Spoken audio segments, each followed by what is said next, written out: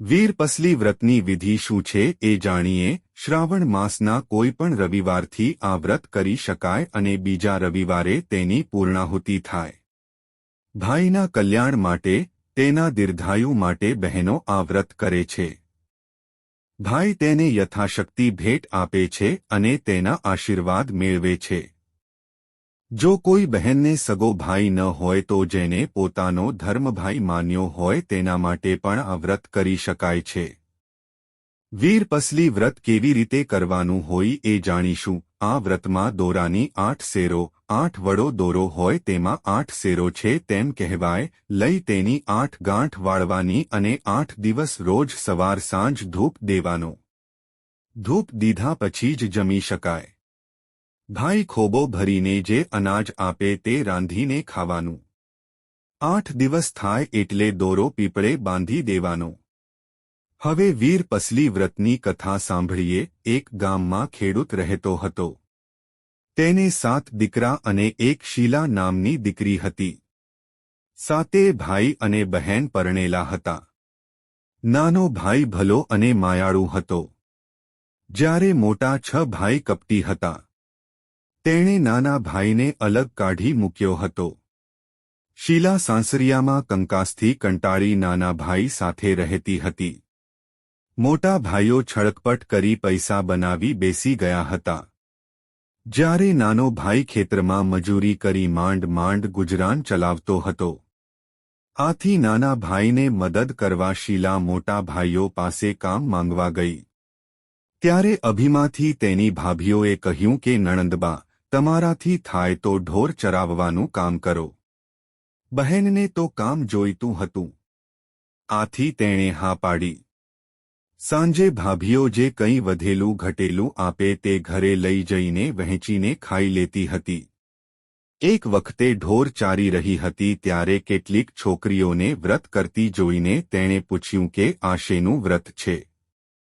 એ હોકરીએ કહ્યું કે આજે વીરપસલી છે અને અમે વીરપસલીના દોરા લીધા છે। એ દોરા અમે ભાઈના જમણા હાથમાં બાંધીશું અને ભાઈનો ખોબો ભરાય એટલું અનાજ રાંધીને જમીશું। શીલાએ પૂછ્યું, આનાથી શું લાભ થાય? તો છોકરીઓએ કહ્યું કે તેનાથી ભાઈનું આખું વર્ષ સુખશાંતિથી પસાર થાય છે। શીલાએ હરખભેર દોરાને લઈ લીધા અને તેમનો આભાર માન્યો। 8 દિવસ સુધી તેણે દોરાને ધૂપ દીધો। 8મે દિવસે શીલા તો હરખાતી ભાઈઓના ઘરે દોરા બાંધવા માંડી। પરંતુ ભાભીઓએ હકા કરી દોરાને કઢાવી નાખ્યા અને નણંદને હળધૂત કરીને કાઢી મૂકી। શીલા નિરાશ થઈ ઘરે આવી પણ તેણે નાના ભાઈને પ્રેમથી દોરો બાંધ્યો। નાના ભાઈએ સવાશેર કોદરા, જે તેણે ખેતરમાં વાવવા માટે વાણિયાની દુકાનેથી ઉધાર લીધા હતા તે આપ્યા। સાથે માટીનું એક ઢેફું અને તાંબાનો 1 પૈસો આપ્યો। શીલાએ ભાઈના ઓવારણા લેતા કહ્યું કે કોદરાએ મારે મન કમોદ છે, માટીનું ઢેફું એ ગોળ છે અને તાંબાનો પૈસો એ રૂપિયા છે। શીલા ઘરની બહાર આવી ત્યારે ત્યાં એક ચમત્કાર જોયો। આંગણામાં રહેલા ખાટલા પર તેનો પતિ આવીને બેઠો હતો। ઘણા વર્ષો પછી આજે તેને તેડવા આવ્યો હતો। મા પાસે સાસરે જતી દીકરે આપવા માટે કંઈ ન હતું, આથી તે તેની 6 બહુ પાસે ગઈ। બહુઓએ પોતાની ઉતરેલી સાડીઓનું પોટલું નણંદબાને આપવા આપ્યું। માએ આ પોટલું શીલાને આપી દીધું। જમાઈ દીકરી ચાલતા થયા। ચાલતા ચાલતા તળાવ પાસે આવ્યા। સવારે નાહ્યા ધોયા વગર નીકળ્યા હતા, એટલે શીલા નાહવા તળાવમાં ગઈ। નાહ્યા પછી તેણે પતિને સાડી આપવા કહ્યું। પતિએ પોટલું ખોલી કહ્યું કે કયા રંગીની આપું? આ સાંભળી શીલાને થયું કે પતિ મશ્કરી કરે છે। પણ તેણે આવીને જોયું, ખરેખર જાતભાતની સાડીઓ હતી। તે મસજી ગઈ કે આ વ્રતનો પ્રતાહ હતો। તેણે પોટલામાં જોયું તો નાના ભાઈએ આપેલો તાંબાનો પૈસો સોનામહોર બની ગયો હતો। માટીનો ગોળ અને કોદરાની કમોદ બની ગઈ હતી। શીલાએ સોનામહોર લઈ પતિને ગામમાં ખાવાનું લેવા મોકલ્યો। એટલામાં ચમત્કાર થયો અને તળાવના કાંઠે ભવ્ય ઘર બની ગયું. થોડી વારમાં પતિ આવ્યો તો તેણે તળાવના કિનારે ભવ્ય મકાન જોઈ અચરજ પામી ગયો.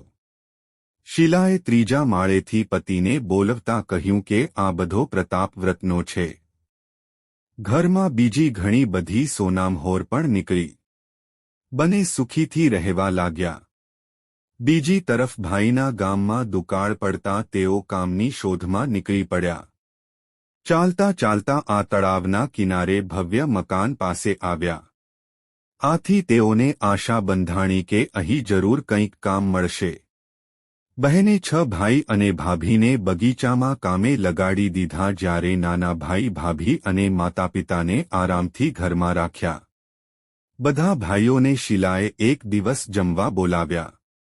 6 ભાઈઓને સોનાના અને ભાભીઓને ચાંદીના લાડવા પીરસ્યા. જ્યારે નાના ભાઈ ભાભીને ચૂરમાના લાડવા પીરસ્યા. ભાઈઓ તેની બહેનને ઓળખી ગયા અને તેની ભૂલ સમજાય. તેણે બહેનની માફી માંગી અને સંપીને રહેવા લાગ્યા. દોસ્તો, આવા ધાર્મિક વિડિયો જોવા માટે અમારી ચેનલને સબસ્ક્રાઇબ કરીને વિડિયોને લાઇક કરશો. ધન્યવાદ દોસ્તો.